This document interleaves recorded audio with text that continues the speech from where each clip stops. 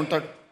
అందుకే మీ అందరినీ కలుసుకోలేకపోయినా మీ ప్రతినిధులను కలిసి మీ ప్రతినిధులు చెప్పే సమస్యల్ని విని భాషా పండిట్లకు దాదాపుగా 20 సంవత్సరాల నుంచి ప్రమోషన్లు లేవు, మిగతా వాళ్ళకు కూడా 10 నుంచి 15 ఏళ్ల నుంచి ప్రమోషన్లు లేవు. పెద్దలు కోదండరామ్ గారు చెప్పినట్టు మా జీవిత కాలంలో ఒక్క ప్రమోషన్ అయినా చూస్తామా, చూడకుంటేనే రిటైర్ అయిపోతామని ఆవేదన చెందుతున్నారని నా దృష్టికి తెచ్చింది.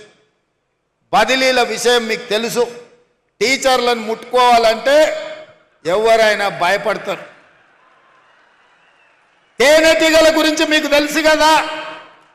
తేనెటీగలు ఎవరి జోలికి పోవు, వాటంతటా అవి ఉంటాయి. కానీ వాటి మీద ఎవరైనా రాయేస్తే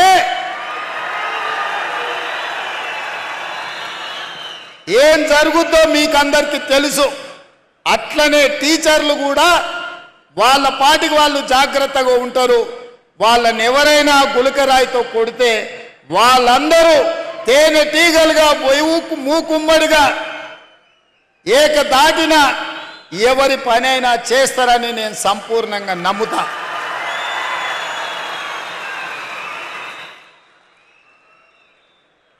నన్ను చాలా మంది భయపెట్టిండ్రు టీచర్ల ప్రమోషన్ల విషయం ప్రస్తావించినప్పుడు. సార్ ఎవరి జోలికైనా పోవచ్చు కానీ టీచర్ల జోలికి పోకు సార్ అని అంటే నేను అన్నా. బదిలీల విషయం అప్పుడు కూడా అదే మాట చెప్పినారు. నేను ఒకే ఒక మాట చెప్పిన, మనకు స్వార్థం ఉంటేనో, మనకు వాళ్ళకి అన్యాయం చేయాలన్న ఆలోచన ఉంటేనో, వాళ్ళని నమ్మించి మోసం చేసేది ఉంటేనో వాళ్ళతో సమస్య వస్తుంది. 20 ఏళ్ల నుంచి అపరిష్కృతంగా ఉన్న సమస్యల్ని ప్రమోషన్లను ఇవ్వాలి, వాళ్ళ సమస్యలు పరిష్కరించాలి.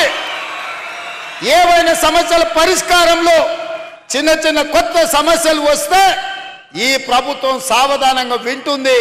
ఈ ప్రభుత్వం ఆ సమస్యలను కూడా పరిష్కరిస్తుంది.